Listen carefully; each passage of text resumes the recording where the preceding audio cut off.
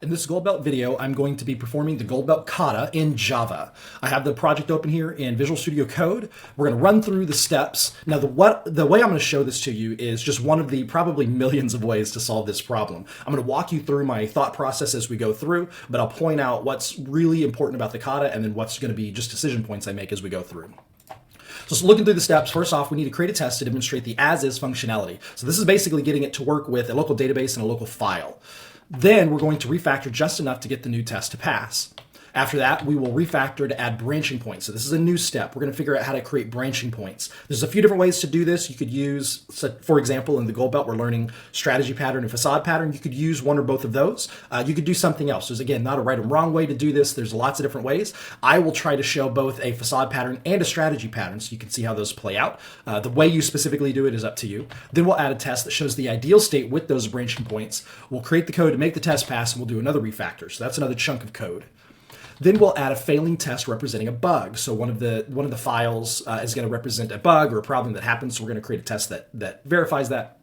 We will fix the bug, make sure all the tests pass, and then one more round of refactoring. This step is probably the fastest of the three chunks of steps that we're going to be doing. So let's dive in. We'll start off, we want to create a test that demonstrates the as-is functionality. I've reviewed the code really fast, so let's start looking at this. Okay, so we've got our app test. Let's go ahead and rename this. Let's call this transaction loading test, so that it's more specific to our domain. We'll clean up this file a little bit, get rid of some of these comments we don't need. Let's convert to tabs. All right, so we'll say transaction loading, full system test, nominal. So this is successful. Now this test is eventually going to go away. Probably not through this exercise, but this is just a test to make sure that everything works as is today. This is the generation of our initial safety net. So looking at this, what we basically need to do, this is a console application. And I know that because we can look at app.java, we see main, and we see that we're writing out to system println, system.out.println. So this is definitely a console application that's just going to run on the command line. So all we really need to do is call into the main method. So let's do that. So we'll say app.main. And are we using args? We're not using args. So I can just pass null for args here. That should make it run. Let's give that a try really fast and let's just see what's happening. So I'm going to use test-driven development for this. I'm going to use my tests to determine what I do next.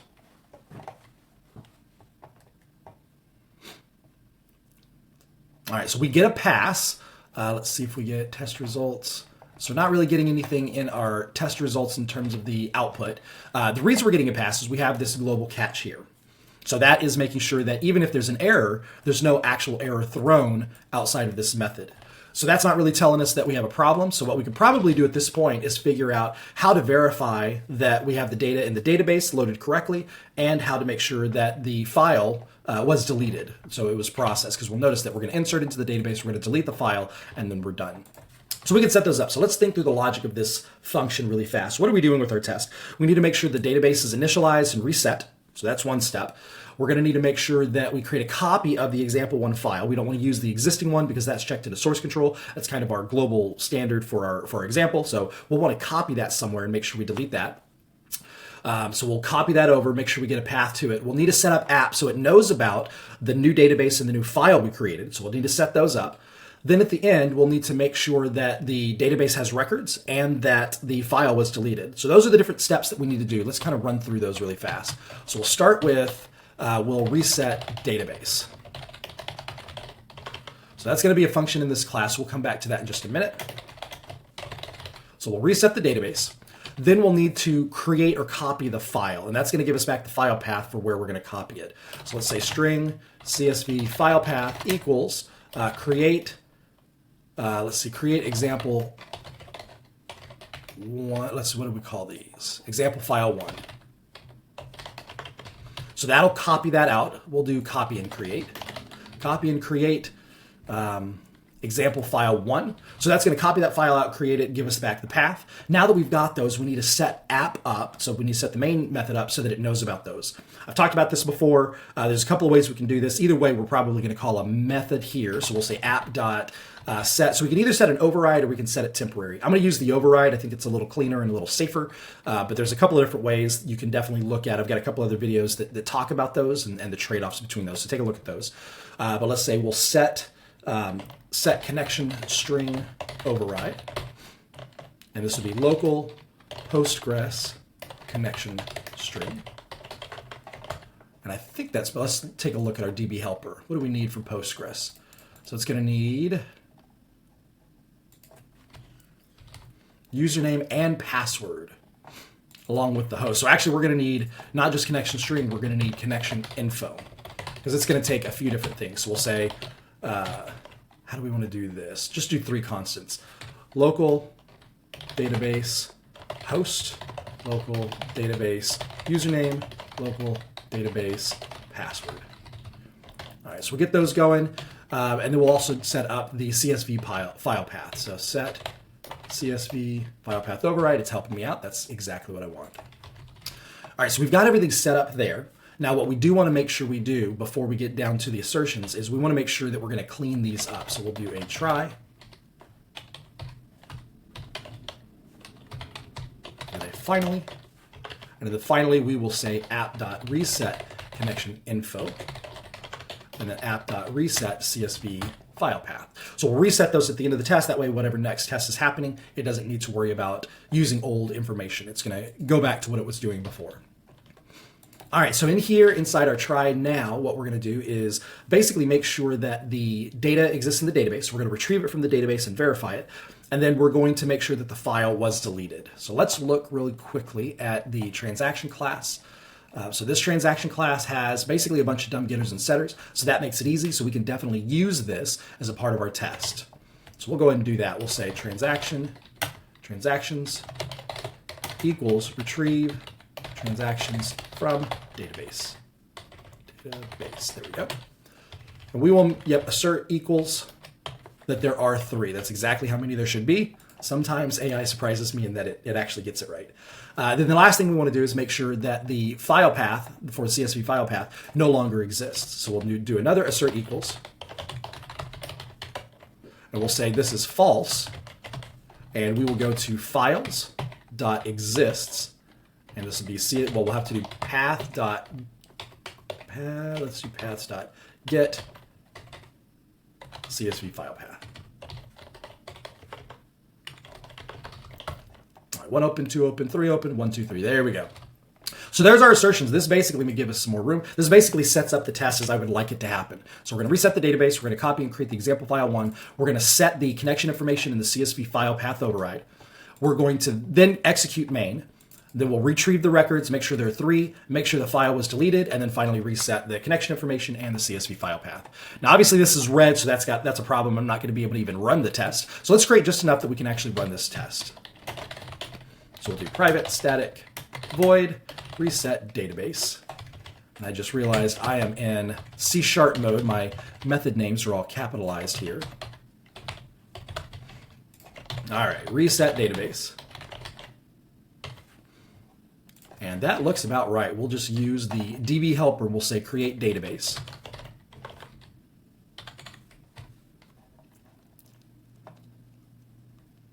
We'll probably want to change this class a little bit because it's got the username and password hard-coded. I'd rather keep that in the test itself. That way, if another test wants to come along and create a different database, it can do that. So I think I'll just pass these values in.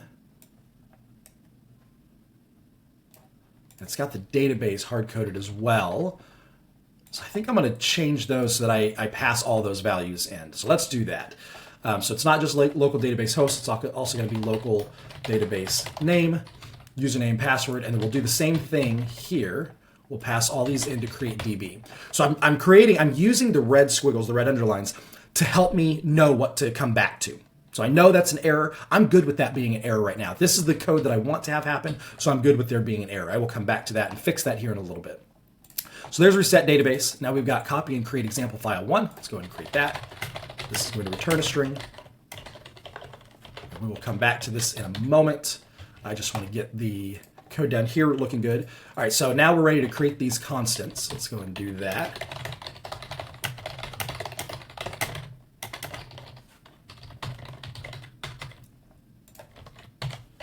So name, password, and username.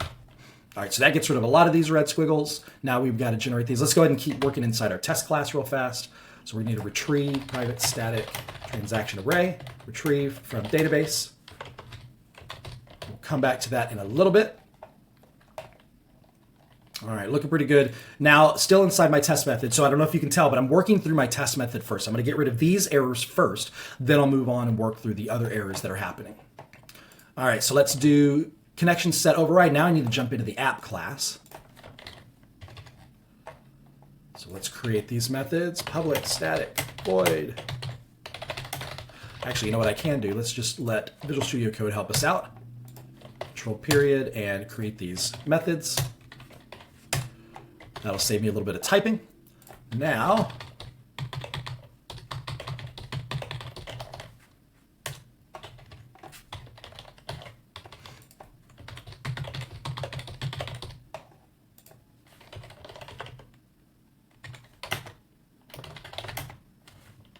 something messed up here.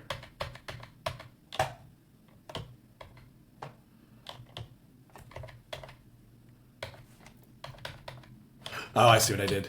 It put these on 2 lines. I don't know why you would do that. All right, that looks better. It did it again. Don't put my code on 2 lines. I know what I'm doing, you don't. All right, so we'll say this is host, database, username, and password. All right, that looks good. Everything's looking pretty good. So we'll come back to these here in a minute. We know those aren't working. All right, so now our test is looking pretty good. We need to go ahead and finish getting rid of the red up here. So create or copy and create example file. Let's just return null. I'm gonna just make these work for now. And again, return null. And then create DB, we're gonna need to change this. So let's go ahead and add these parameters in. So we'll say host, database, username, password. Now, if I wanted to, I could also parameterize the port number. I'm not going to do that for now, but I could certainly do that if I wanted to. All right, so let's go ahead and replace these.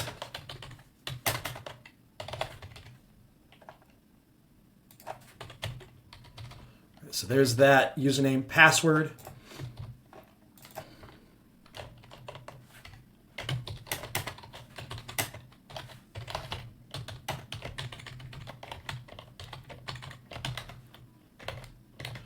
Oh my gosh, the tool keeps trying to help me and it's not helping me. There we go. I'll do the same thing here.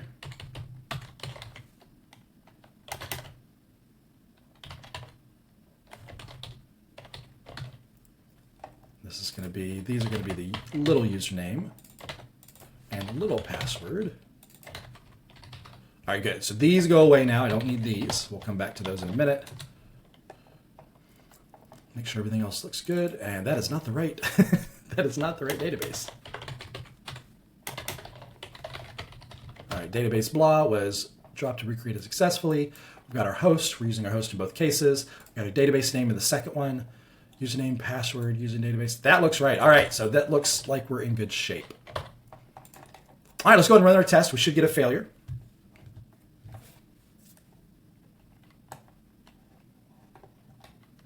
And we do, perfect. And the failure we're getting, interestingly, is on all the way on this line. What's happening is transactions is coming back null because we returned null, and it's trying to get the length of that, and it's basically saying we have a null pointer exception. So excellent, everything is looking like it's working okay. We're now ready, let me head back to the README. That is test to demonstrate the as is. We're now on to step 2, which is refactor just enough to get the step to, or the new test to pass. To do that, let's head back into our test. And we'll basically need to just start going down through this list and starting to get everything to work. So we could start at the top, we could start at the critical pieces, wherever we want to go with this. I'm going to start with just the test method. I'm going to get the test method working as much as I can. And then we'll basically, as we go down through the test, we'll see errors and we'll fix those as we go. So starting off with reset database, this is actually running, so I can assume that this is working, at least for now, because it's not throwing any errors.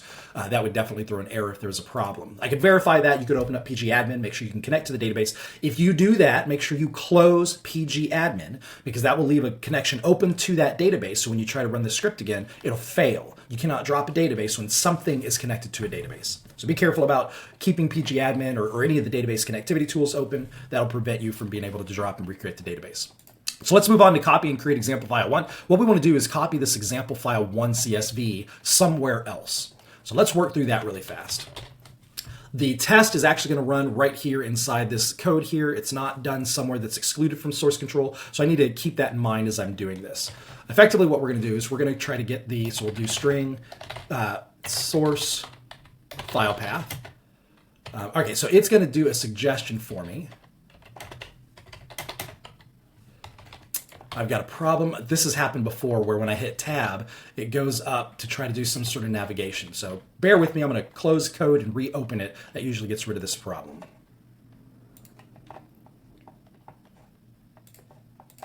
All right, so here's our source file path. There we go. Now tab is working correctly. Give everything a moment. Okay, so it's giving me a suggestion of go to source test resources example 1.csv. I don't know if that's right or not. I'm going to let it go for now, and then we'll figure out what we want to do to replace that. The destination file path is going to be test. So I'm not going to do that. What I'm going to do is I want it to be in the root. So if it starts in, it looks like it's suggesting that it starts in console app because it's the source test folder there. So if it's starting in console app, I actually want to go back a folder, and then I'll say, I'm going to create a test data folder. And I'm going to put it there. And I'm going to call it example file 1. And I did notice that that is definitely wrong. It's example file 1. So I'm going to create it in a folder called test folder here. And we'll also say, I don't want to try catch. So I'm going to just get rid of the try catch. I want to do it directly. If it fails, I want to know it fails. I want that to propagate up and I want it to be loud. All right, so we've got our first create the directories. Let's see, creates a directory. So we'll try this out. We'll see if this works. So it's going to create the directory test data, make sure that exists. Then it's going to copy it, and finally we will return the destination file path. All right, so this is probably through, yep, throws exception. So that'll be an IO exception. I'm going to just change my test method to throw any kind of exception because anything could happen, and I don't want to have to worry about all the specific exceptions for a test. That'll just keep it cleaner. All right, that looks about right. Let's run this, and if we've gotten anything wrong in terms of the file pathing, we will see that straight away. So let's go and run our test now. So it did create the test data folder.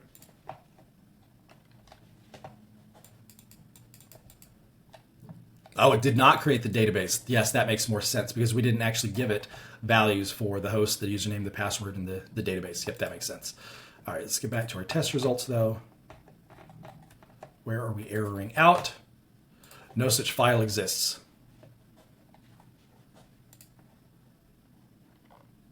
All right, so it could not find the source file path. So it is incorrect. That is not what it was looking for. So let's look and see again what it's looking for.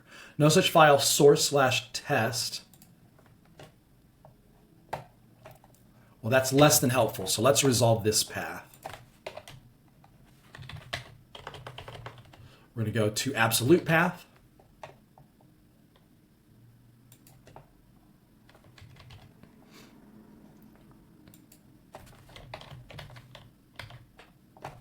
Okay, pass I get to absolute path. There it goes. Okay. All right, I'm going to do absolute paths because I want to see what it resolves to. So let's rerun this test. All right, so Gold Belt Kata /source Gold Belt Kata. That makes sense. /console app /source /test /resources. Yes, that is incorrect. The example files are actually in the root. I could have seen that sooner. So yeah, this is the wrong folder path. It's trying to go to the resources folder inside here. What we actually want to do is go back a folder and then into the example files folder and then get that file.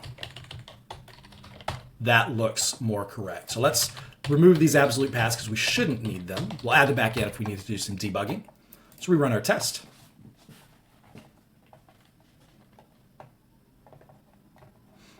All right, there is example 1 file under test data. So that part is working. So we're now moving on to the next issue, which is it can't read the transactions. But actually, we have a problem with the reset database. So we'll jump back on that. Before we do that, I do want to do one more thing. This test data folder, I don't want it checked into version control.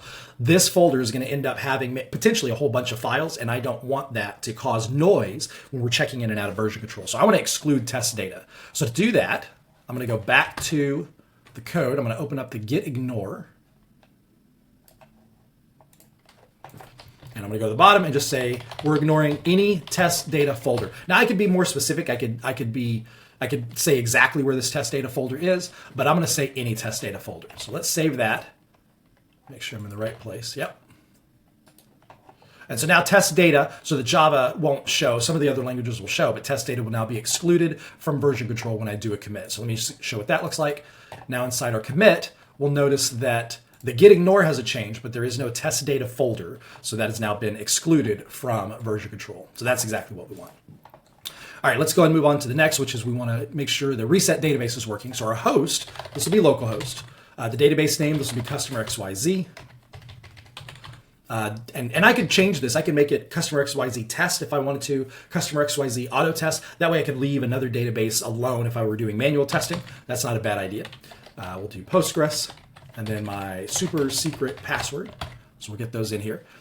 So there are several ways of dealing with this in version control with other different developers. I'm not going to get to that in the gold belt. That'll be something I start talking about at the orange belt. All right, so let's run again. Let's see what's happening now. Okay, so file already exists. That is an interesting problem. So basically it's trying to copy again. Let me see if there's an overwrite option.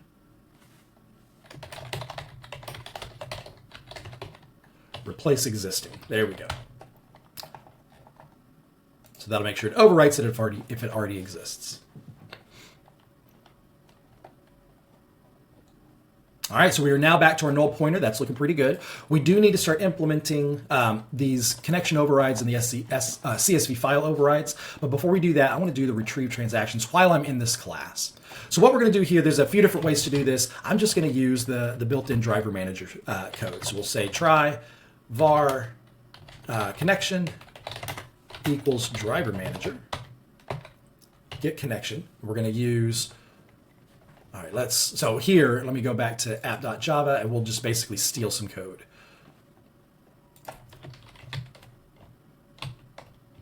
It's going to do a prepared. So it wants the URL, but the URL is, yeah.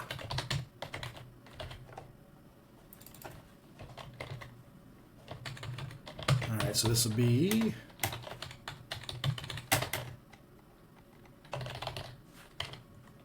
the host plus the database name, and then this will be the username and the password. All right, so there's our connection.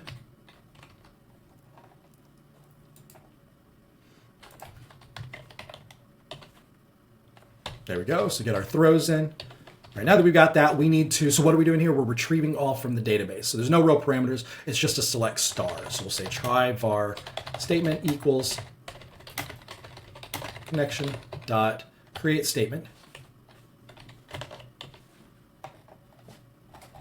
It keeps trying to help me and I don't want its help yet.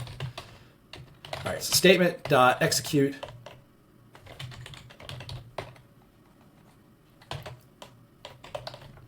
this will be select. We're just going to do star. Do we want to do star? So with Postgres, I'll probably do the specific columns. So let's look back at the DB helper and see what these column names are. So they are ID. We'll skip ID. We just need date, account number, amount, and transaction type all lower. So we'll say date, account number, amount. Yeah, this looks like it's helping me now. From transaction. Transaction singular. Let's close you. Yes, transaction singular. Perfect. All right, so there's our execute. So we'll say try var result set equals. And now we need to create our transactions. Yep, so var transactions equals, let's do list transaction.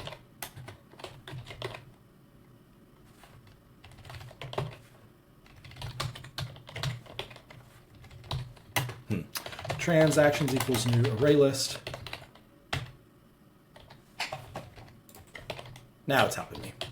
All right, and so here we'll say while result set next. I'll just take this and we'll see. So we'll create a transaction, set the date from get date, set the get string, get double, get string. That all looks correct. We'll add it. And then when we're done with all that, we will return transactions to array. That looks about right. All right, let's run our test again. Let's see if we've made any progress. I'm hoping to get a new error, but probably on the same line because there should be no records. Yes, perfect. So now we are retrieving those because it didn't error out. We are saying that there are 0 records, which makes sense because we haven't actually pointed the application to it. So again, we are trying to refactor to get the test to pass. The test is not yet passed. The test part is good. We're just at the point where we need the app main to actually use the connection information that we specified. So let's go ahead and get those running. We've got some constants up here. We've got our methods, so I'm going to add some comment lines. These are generally safe to do. And we'll create some fields. So we'll say private static string. This will be, so the connection string, this is the connection string URL, really. I don't want to change it, but it's really the connection string URL. So we'll say this is the connection URL override. This will default to null. We'll say private static string connection username override, and then the password override.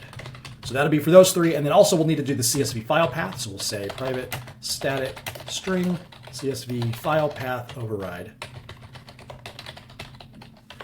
All right, so here's our override values. Let's go ahead and set these. Reset is simply going to call set with null on these.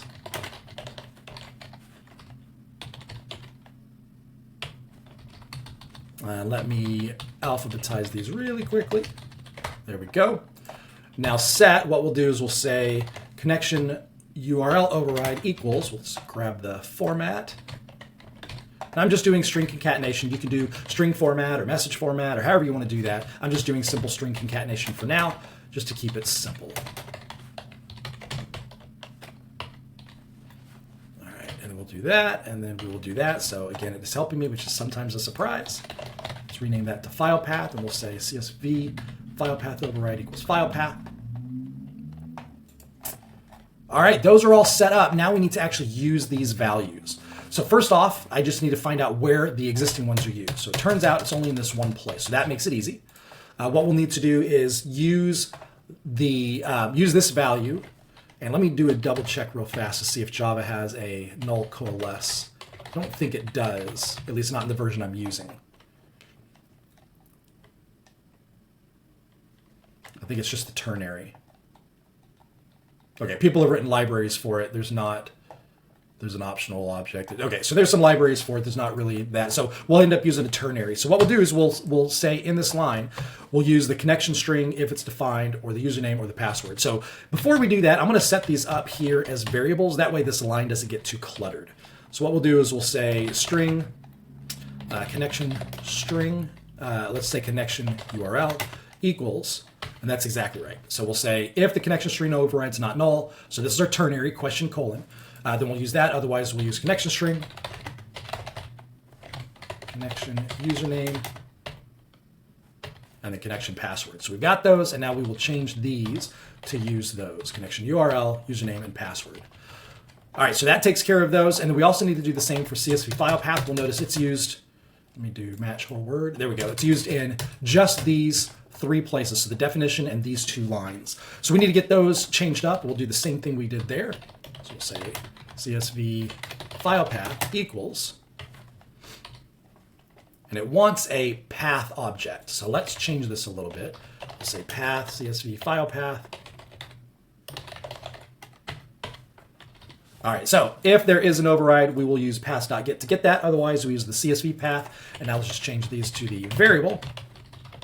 And now we've changed everything up. So fairly minimal changes. There are some risks here, so don't think that this is a completely safe thing. But fairly minimal changes. We're hoping that we haven't broken anything. In fact, we're kind of hoping that the test passes. So let's go ahead and run the test now. Let's see what happens.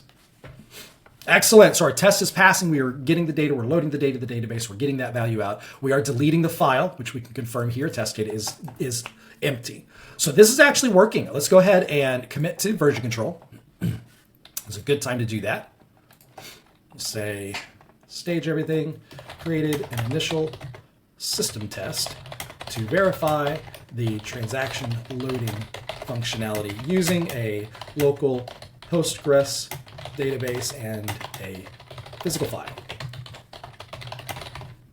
All right, so let's commit that. This would be good enough to push if we had a central repository, because we do have a working test. So everything's looking pretty good there. We are ready to move on to the next step. Step 3, we want to refactor to add branching points, and we want to show that the test still passes. So once we're done with that, we'll do a commit. The branching points, what we're doing is we're trying to create some forking logic. So if statements, switch statements, inheritance, things like that. We want to create some forking logic between the actual code and the code that we want to test. So let's talk about our approach to this really fast as we start thinking about what we want to do. There are two main dependencies that we have in the solution that we may want to mock out. There's the database and there's the file. So let's talk about the database first. Should we use something like an in-memory database, or should we go directly against the database? It's a good question, and one you should always ask yourself in any project. Here's one of the main guiding answers that I would say that'll help us make that determination. Does your team control the database schema? If your team controls the database schema, if your team creates the data structures, if you deploy the data structures with your application, you own that database schema. In that case, I would suggest not mocking out a connection to the database. Just use it directly. Create a local database. That'll make sure that your app is working as much as you possibly can. In general, local database connections are pretty small. There's exceptions to that if you've got a much larger database that you can't fit, or there's performance problems because the schema is too big or the amount of data is too big. There are exceptions to that. But if you get to that point, you're probably not controlling the database anyway. So I go back to the first question. If your team does not control the database, if you don't create the schema changes, if you don't deploy those out to the environments, then you definitely want to mock that out, because that's a component you don't control. You can't control what happens with it. And you'll want to be able to test different things, like what happens if somebody changes the schema on you? What happens if somebody changes the permissions on you? You'll want to be able to test those things out. And so that's a good idea to create some sort of abstraction layer between you and that component. So that's the database side. Now let's talk quickly about the file side. Should you mock out and abstract away the interaction with the files? My answer is generally yes. And the reason for that is testing files can be very problematic if you need to do things like testing if there's a permissions problem, or testing if the file gets corrupted, or if the file has a file lock, or if the file gets deleted halfway through. These are all different scenarios that can happen in the real world and are very difficult to test with a physical file. But if you can mock that out inside your mock or your stub, you can throw anything you want. You could throw a permissions error, you could throw a file locked error, whatever you want to do. And now in your code, you can actually test and validate for that situation. So files in general, I recommend mocking out or creating an abstraction layer between you and the physical file. That will really give you a lot of benefit in your testing. So with those in mind, those two different things, we're going to create forking logic for both of those. I'm going to pretend like we don't own the database, just so that we can go through this process, because I think it's valuable to see. So with those, there are lots of different ways to do that. There are, since we're learning two patterns in the Gold Belt already, strategy and facade, I'm going to use both of those. I'm going to use a facade pattern with the database, and I'm going to use a strategy pattern with the file interactions. Normally, I would probably use a strategy pattern for both, but in our particular case, because I want to show what the difference between them, I'm going to use the facade pattern for the database side of things. So that's our idea here. Sorry for the long-winded explanation, but let's go ahead and dive in. So starting with, let's do the database first. Let's look at app.java, and let's take a look and see where we are interacting with the database to try to figure out where do we want to introduce a facade. So again, looking at the connection string, the only time we're using the connection URL is this insert transactions into database. Let's head to this method really fast. Let's give us some more broom. All right, so looking at this method here, basically we're just connecting to the database using the URL, username, and password. We're executing our insert, setting the parameters, and then executing it straight away. We're not doing anything with that. We're not returning anything. We're not selecting anything. It's just a simple, hey, for each one of these transactions, insert it into the database. We want to do something similar. We just want to hide the fact that we're using the driver manager. That way we can do something different. So that's what our facade is doing. Our facade is going to hide the implementation of driver manager and therefore prepared statement and all of those kinds of things. There are a few different ways to do this. I could do it where I could call a method and actually pass the SQL itself, or I could create an object that represents an abstracted command. I could do all that, and there are times and places to do that. For this particular one, all we're really doing is inserting transactions, and we're going to want those transactions in the test anyways, because that's what we retrieve. So I'm going to make this super, super simple. What we'll do now is fix that should be on one line. All right, so let's look and see what we're going to do. So we're going to create basically some sort of facade for our database connection. I'm just going to call it database for now. So we'll say database, and we'll need to connect to this particular database using the URL, the username, and the password. So we'll say database equals new database. We'll pass it URL, username, and password. So that's going to be our new facade. This thing is going to open up one of these driver connection or the driver manager connections. So we'll likely want it to be disposed as well. So let's go ahead and put that in a try. Now that we've got that, we're not going to worry about this. We're simply going to call a method, but we need to go through the transactions. So let's for each over our transactions. That looks about right. Again, sometimes AI surprises me. So we'll go to the database. We'll call insert transaction. We'll give it the transaction. So this is the new code. This is the old code. So definitely a lot more streamlined, but we have hidden in this code anything that deals with the driver manager and anything downstream of that. So we don't know about connection, prepared statement. We don't know about the parameters, any of those kinds of things. We don't know about SQL dates. All of that is going to be hidden from us. Now we need this code. We're going to use this code. It's going to be in the database class. So this code doesn't go away. It just moves. But here we're hiding the fact that we're using that so that we can use something with an in-memory database in just a little bit. All right, so let's get back to our file list. I'm going to create a database file now.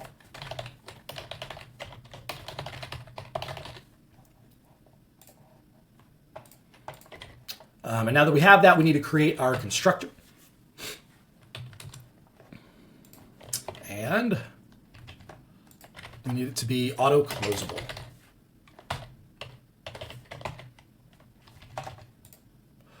Yep, it should be, as it extends to implements. There we go. Because auto-closable is an interface. Right. Add unimplemented. All right, there's those. That takes care of that. Let's generate our insert transaction. All right, unhandled type. Yep, that makes sense. Does it make sense? Let's see here.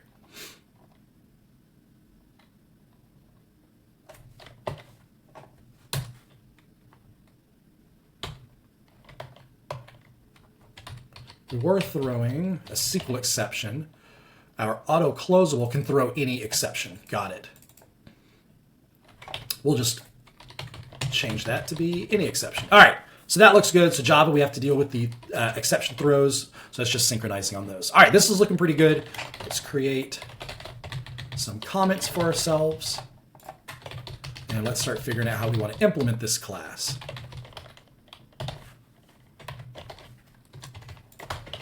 So first off, on the database constructor, what we're going to do is this first line here. We're going to basically create the connection. But we're going to hold on to it.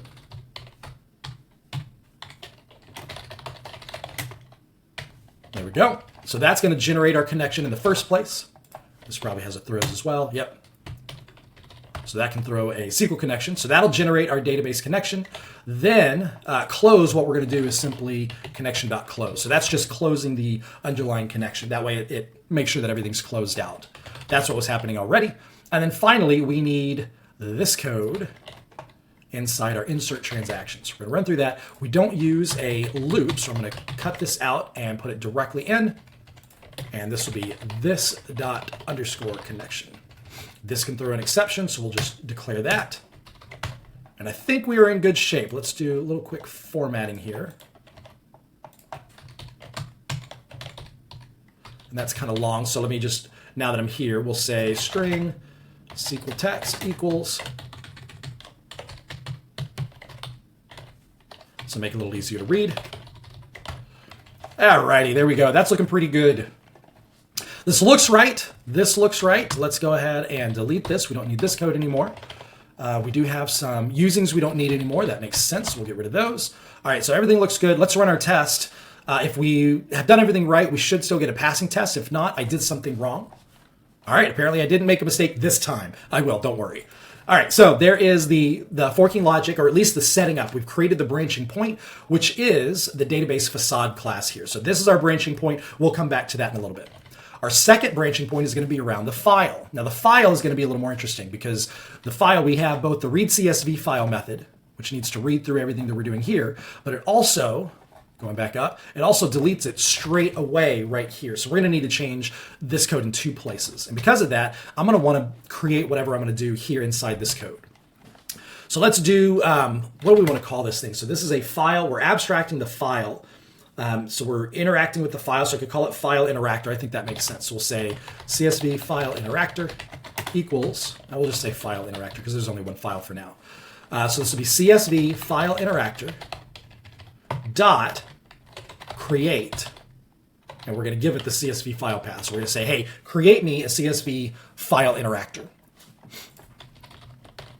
All right, so there's our CSV file interactor. Now from here, what we're going to do is we're going to pass this file interactor to read CSV file, and we're going to say file interactor dot delete file here instead of this line. So I'm going to comment this out for now. We'll come back to it in a minute. The read CSV file, this is no longer a path, file path. This is a CSV file interactor, which we haven't created yet. And then file interactor. So instead of files.readLines, we're going to say file interactor.read all lines. The rest of this is going to stay pretty much the same. I've got some errors because it doesn't know what this is. I could just turn this into a string array and now everything goes away. I'm going to leave it as var. We'll come back to this and fix all this in a moment. So really, there's a lot of things going on here. What do I have? Oh, this.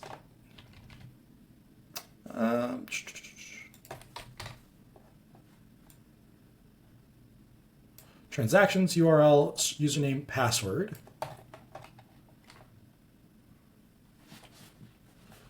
Object string, transactions. Oh, okay. So it's now complaining about this particular method because, actually, I'm not sure why. This should be a list of transactions. It's not able to infer it. And I think it has to do with the fact that the read CSV file isn't compiling down. So I think we've got basically some red herring. So let's just focus on what we know we need to do. And everything else should work its way out. So CSV file interactor, this is the base class for our strategy pattern. So let's go ahead and create this class first. This will be an abstract class. We're going to need a create method.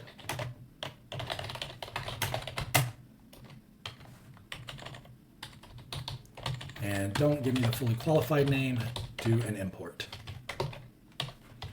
All right, so there's some Java-isms that I'm not very happy with. So this is going to return a CSV file interactor, but it's going to be a physical file. So we want an actual file that we're going to do. So we'll say file-based CSV file interactor. And then we're going to need a delete file method. So this is going to be abstract. Void delete file. And this can throw any kind of exception. We have no idea what kind of exceptions we may want to throw in the test. So we'll just say it can throw who knows what kind of exceptions. And then down below, we'll need to read all lines. Also abstract. We'll just do this as iterable for now because that's all we really need. And this, again, can throw potentially any kind of exception. Maybe a permission exception or who knows. So that gets rid of a lot of the red. In fact, that gets rid of all of the red. So we're looking much better. It's happier about everything now. So now we need to implement this class. So we need to create a new file-based. So this is the second part of the strategy pattern, which is the concrete implementation. This is doing what we were doing before. So go ahead and create this file.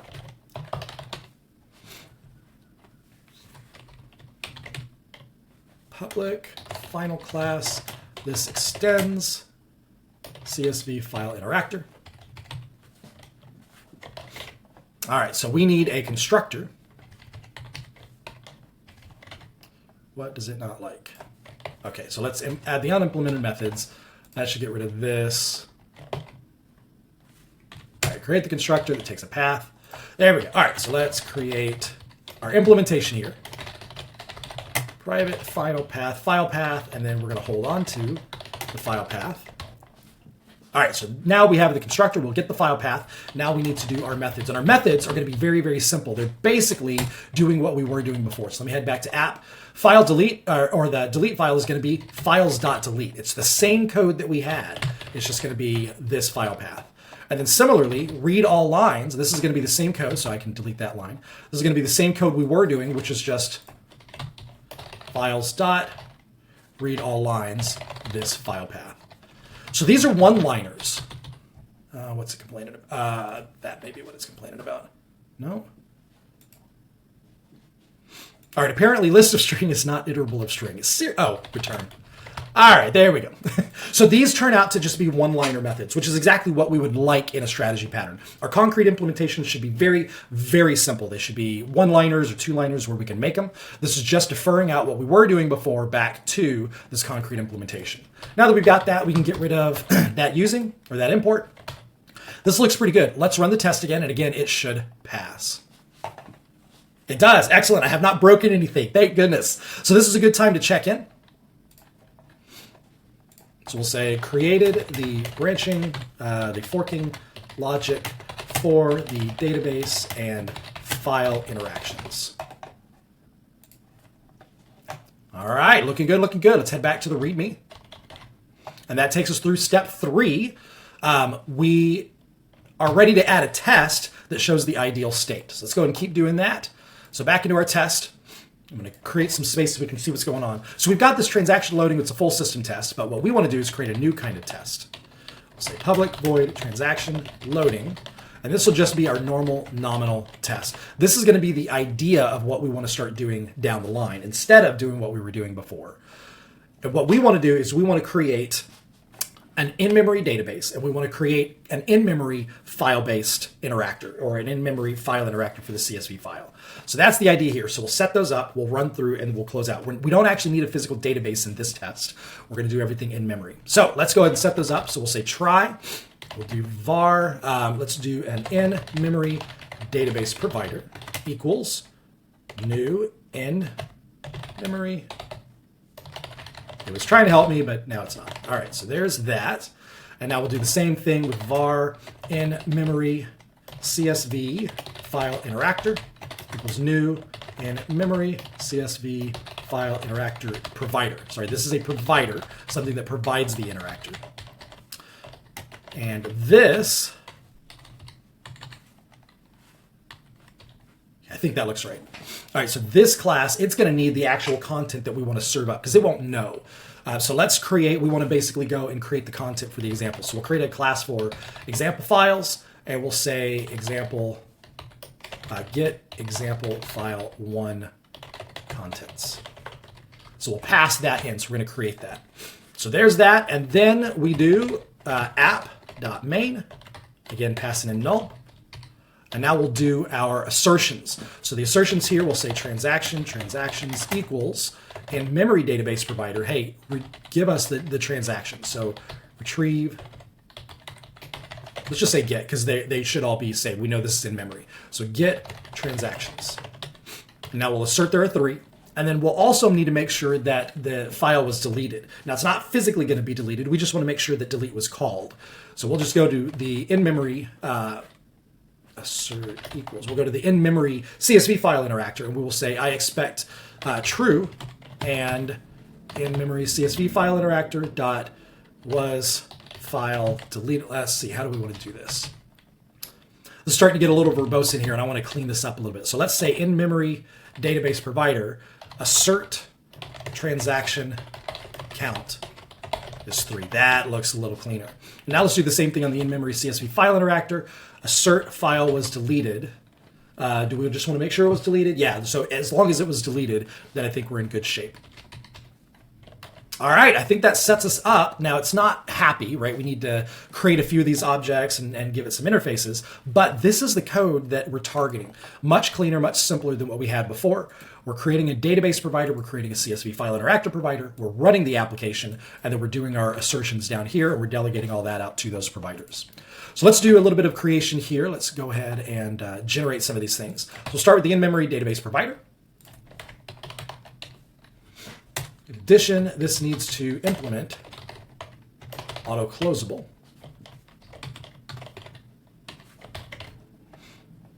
And then we'll do the same thing with in-memory CSV file interactor.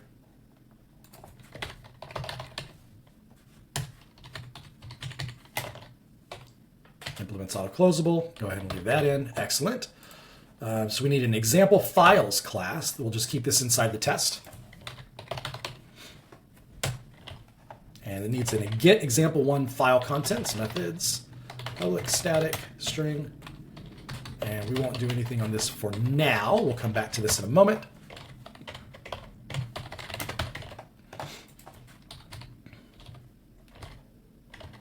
You can do it. Catch up.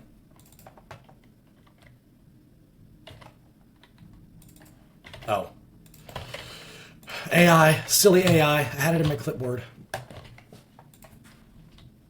Okay, now we need a constructor on this one that's going to take the file contents.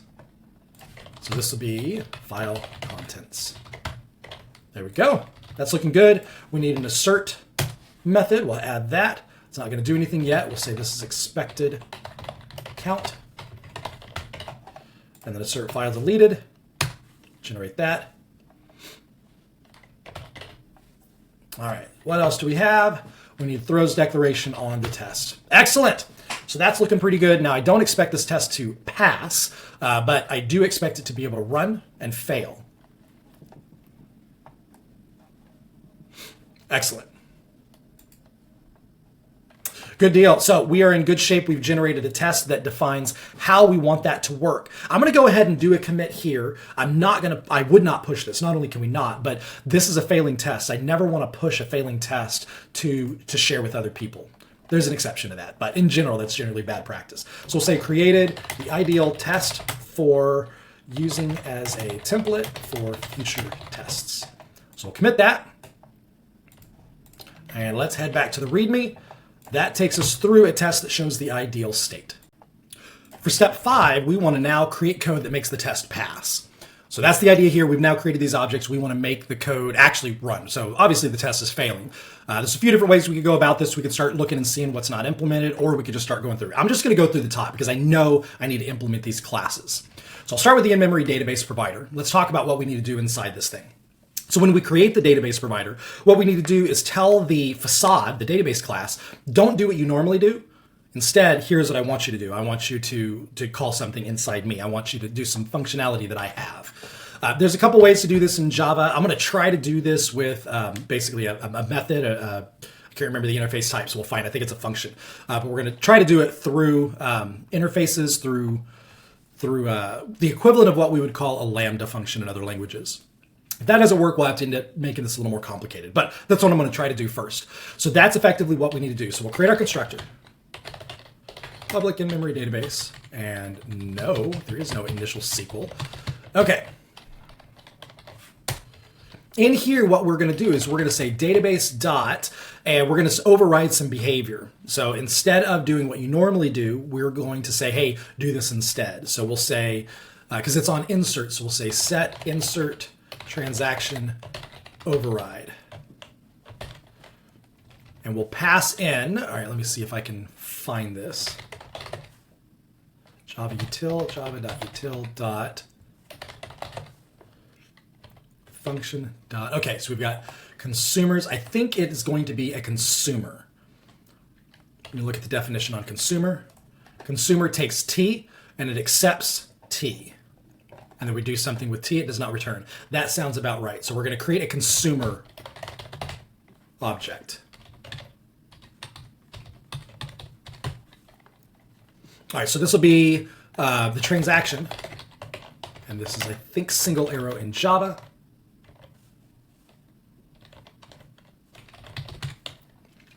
What we'll do is when the transaction comes in, we're going to hold on to that. So we'll create this here. We'll say this transactions dot add transaction. So let's go ahead and create these now. We need a field for the transactions. And this will represent the in-memory table of transactions. Kind of interesting to think about an in-memory database just being lists and collections, but that's really all an in-memory database is. It's just what are the other interfaces that you have with it. All right, so let's implement this. Let's see if it generates the right method for us. Nope. So this is going to be a consumer of transaction. This will be the insert transaction. Let's call it the override behavior. That's a consumer. Let's call it the transaction consumer. Names are hard. All right, let's pull our import in. We'll come back to this in a moment. All right, that looks good. So we've got our Lambda function that says, given a transaction, I'm going to add it to my list, and we're overriding that. Now on close, what we're going to do is undo that. So we'll say database.reset insert transaction override. So remove whatever it is we might have been doing. So let's go ahead and create this. And then finally, the assert is going to be fairly simple. All we're going to do is say if, let's just take that for a second. If the transaction size is not equal to the expected count, we're going to throw an assertion error.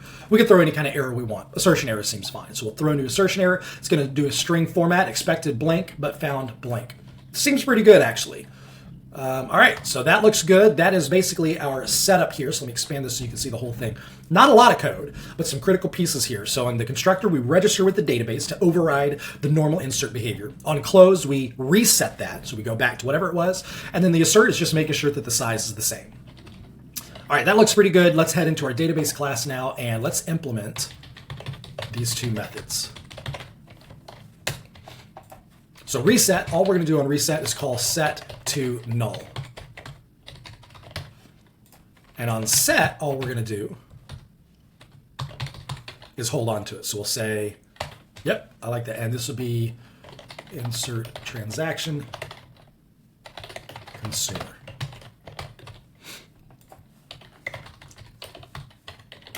Static fields, private, static. You don't need to set it to null. That happens automatically. Make sure that's, yep, okay. All right, so there's our insert transaction consumer. So we've got all that set up. Now we need to use this thing now that we've created it. So to use it, we need to do a couple of things. The first is whenever we create our connection, we don't want to physically create a connection because we're going to the database. So that tells us we're not doing what we would normally do. So we want to not do the connection. We want to not do the connection close. And we want to, on the insert transaction, we want to make sure we don't actually do this and instead call the override itself. So I'm thinking through as I was talking, one of the reasons I was stuttering is I was thinking through the design on this. For a threading concurrency issue, what I would probably do is inside the constructor itself, when we create it, hold on to something immediately that says, hey, this is going to be overridden across the board. So we'd create in addition to the static field, we'd create an instance field. That way, if another thread comes along while we're in the middle of it, we don't have to worry about it. In this particular case, it's a console application. I'm not going to build the threading logic in. If that is something you're worried about, test for it. Just create a test and show that we've got a problem and then fix it. It's not that big a deal to fix it. It's also not that big a deal to create multi-threaded problems and test them in test, despite what some people might think. It's pretty simple to create a threading issue inside an automated test. All right, so what we want to do is now say if insert is not equal to null. Let me think about this. If it is null, then we're going to establish the connection. We're going to do that same logic on the close. If it's null, that means that we do actually need to close out and do the database. On this last one, we're going to do a guard clause. We'll say if not equal to null, that's exactly right. So we're going to say go to the consumer and accept this transaction, and then we return so we don't actually execute the statement. So here's where our forking logic goes. It's basically, we've got three of them. One is says if we're overriding, then, I'm sorry, if we're not overriding, because that means it's null, then connect. Otherwise, don't connect. Yeah, I'll like it. We'll keep it like that. Same thing on the close. And then finally, we've got our guard clause here that says if we are overriding, do the override. Otherwise, we'll do what we need to do here. So that's basically the logic. Let's go and run our test and let's see if we have any improvements for what's going on.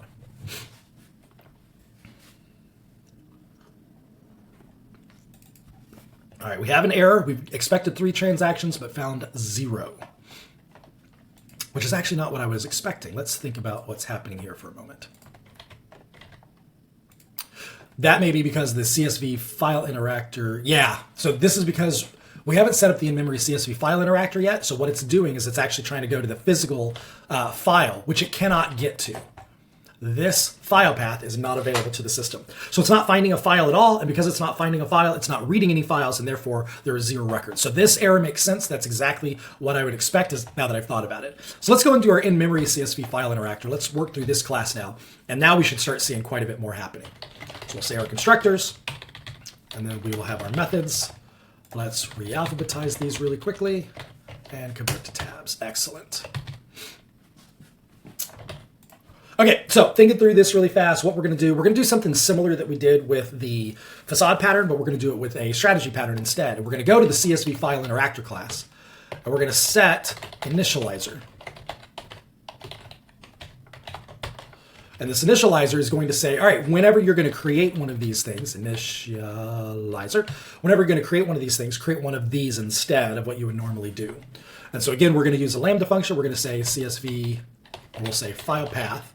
Given a file path, we're going to do a new, in-memory CSV file interactor that takes the file contents. Now from here, I also want to make sure that it is deleted. So we want to keep track of that. So this in-memory CSV file interactor, we're going to want to hold on to that. So it's not just return in-memory CSV file interactor. We want to actually keep this thing so we can verify that it was called before. So we'll create that in-memory CSV file interactor. This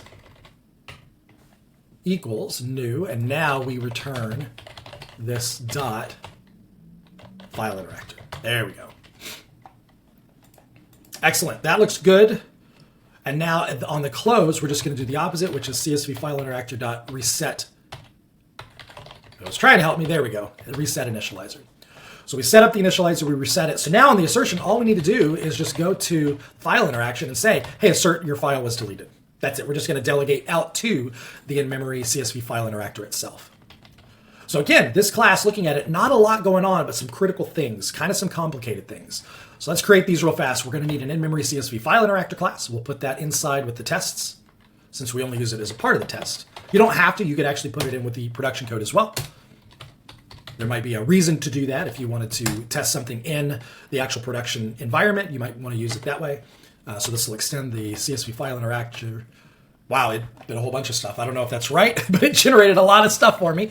Let's take a look and see what it did. So we've got our file contents. We got is deleted, so we need to know if it's deleted. File interaction, we're going to hold on to that. Set deleted to false. Let's just default it here. We don't even need to do that. The default for Boolean is false. All right, so hold on to those. Delete file, we just hold on to is deleted. Read all lines, we're going to split on new line. And string array is not, yes. So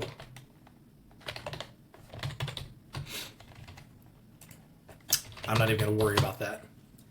That guard clause does not need to happen. So we will return this file content split, convert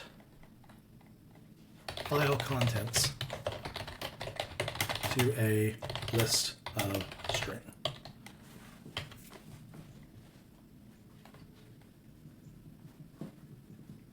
Well, that's convenient. There's a lines method separated by line terminators. How convenient is that? There's a fun little trivia for you, so if you need to do a one-liner. All right, and then we'll assert the file was deleted. Let's move this up so it's alphabetized. If it's not deleted, assertion error. And this is a one-liner, so I'm going to get rid of the curly braces. Perfect. All right, so AI was not bad. It got a lot of things right. There's a couple things that I didn't like, but it got there in the end. So it's with a little coaxing, we can get it there. All right, so now we need to set up the initializer on the CSV file interactor and then reset it. So we'll go ahead and create these. Create method and create method. All right, let's move in here. These are static, excellent. Let's move this before set. And this is going to just call set initializer with null. And then finally here, all we're going to do is, so this is going to be I think it's going to be a function. Let's look at function. Function takes a T and returns an R. It takes an object and returns an object. Yep, that is right. So this is a function of the T. This is going to be a path object. So that's what we're passing in on the constructor. And it returns a CSV file interactor. This will be the initializer. All right, so we'll create our field for this. There's our initializer. Now that we've got all this set up, the last thing we need to do is use it, and we use that right here. So this is just a quick short circuit. If it's not equal to null, and I'm going to get rid of the curly braces since it's a one-liner, then we return, apply that, and so we return it straight out. So that's exactly right. So if the initializer exists, then we will simply call that function. If it doesn't exist, we'll do what we normally do. So let's close that. CSV file interactor file path is not used, which makes sense. I don't know if I can. Yeah, so it's got to pull that in. I'm just going to have to deal with that warning for now. Oh, wait, maybe I can do the discard. There we go. So I'm going to discard it. Underscore is a discard variable used in a lot of languages. It basically says, I don't care about this variable. So just discard it. Discard the value. All right, that looks pretty good. Let's get back to our test and see if we've made progress. All right, so we have a failure. Really quick, we have a failure. Assert transactions are 0. All right, this, I know what this is. We aren't returning any contents. So we need to actually return contents from this static class that we created. So let's go back to our files, and I'm just going to copy the content straight out, and we will return. Nope. Multi-line string in Java. Hold on, let me look that up. Java multi-line string. It is triple quotes.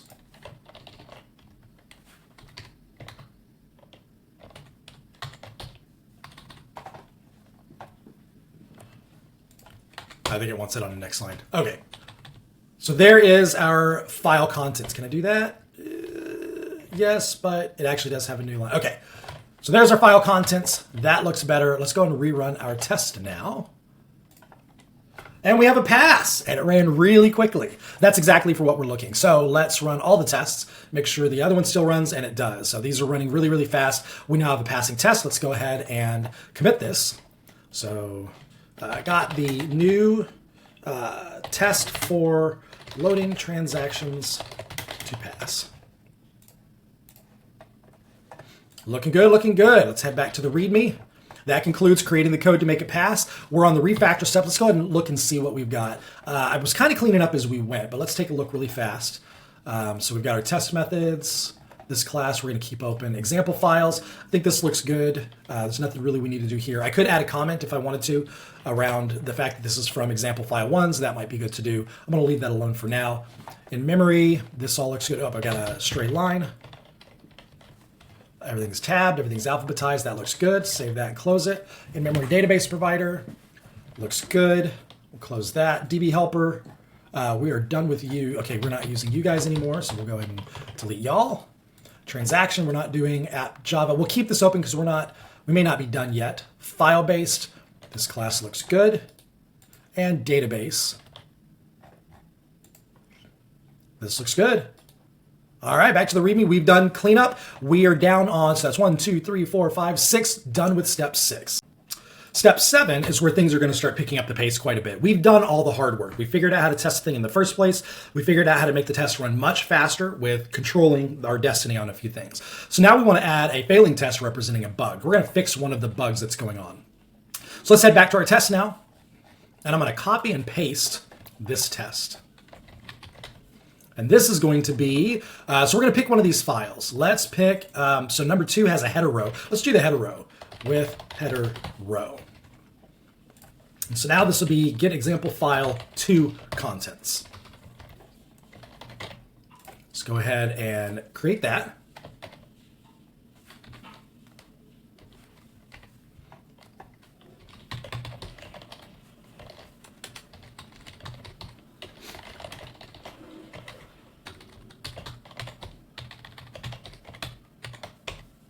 All right, so there's our example 2 file contents.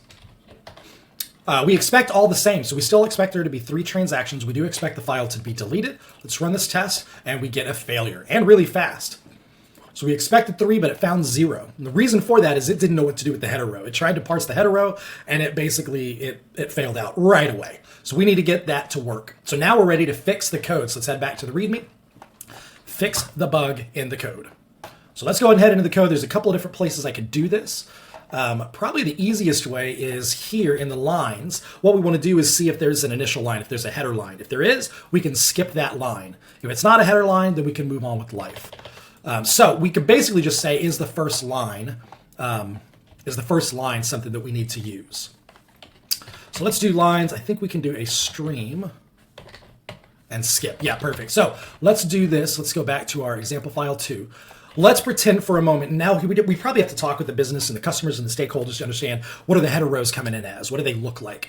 There's a few different ways you could do this. You could do a try catch and say if it fails, then ignore that because then it's just a bad first line. What I'm going to do is I'm going to assume that they're always sending us the same headers. So I'm going to look specifically for this line. So we'll say if lines get, let's see, lines. This is an iterable.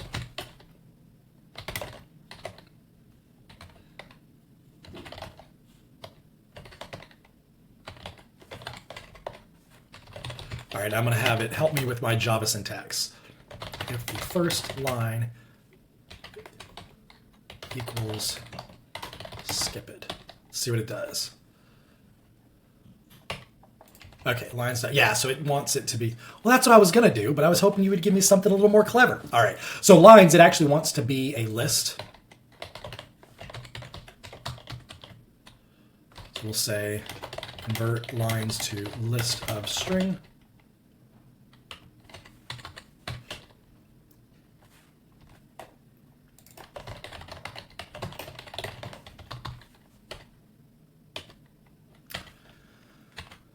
Really? There's got to be a better way in Java. All right, let me do a quick internet search. Java, create list of string from iterable of string.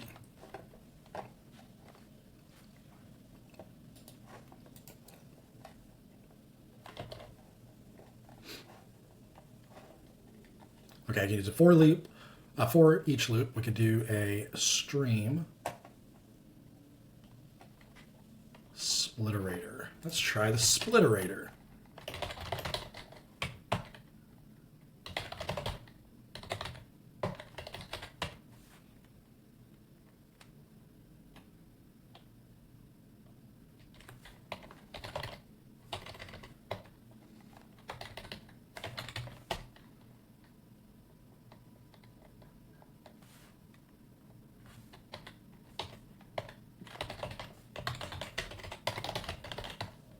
There we go, toList.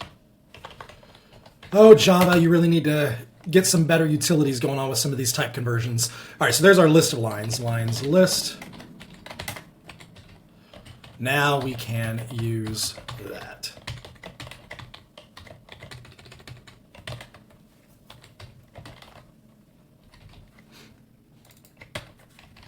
All right, that looks good.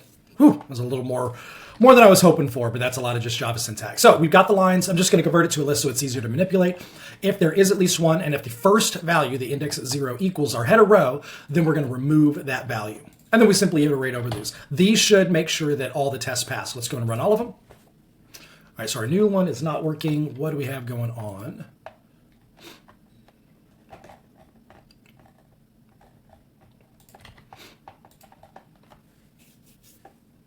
Let's set a breakpoint. Let's see what's happening.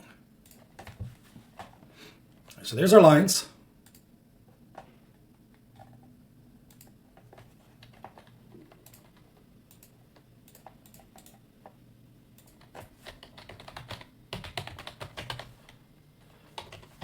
Oh, it's an iterable.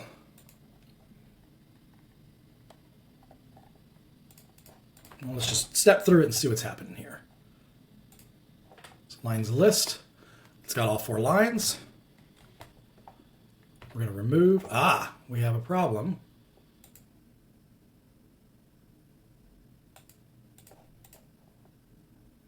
Unsupported operation.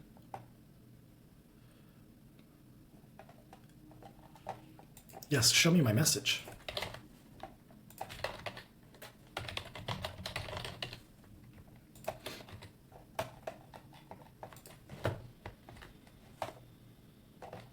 All right, let me stop this for a moment. Let's see what's going on, see if we can reason through this.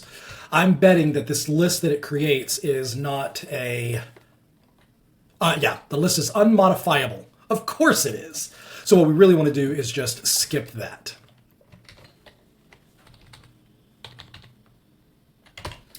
Oops. So let's see if we can... More Java fun. All right, let me close this so we can see this a little better. All right, so instead of removing it 1, let's see if we can say lines equals lines list.sublist. That looks better, and now we'll just loop over lines. Okay, so what we're doing instead, let me curly brace this in so it's a little clearer what we're doing. So we're creating a scope block. We're going to see if we can detect the lines, the header line. If we do, we'll change lines to basically skip the first one. Otherwise, we'll use all of them. Let's see if this works now. Okay, now we failed this one. All right, back and forth we go. Let's do another breakpoint and let's debug this test.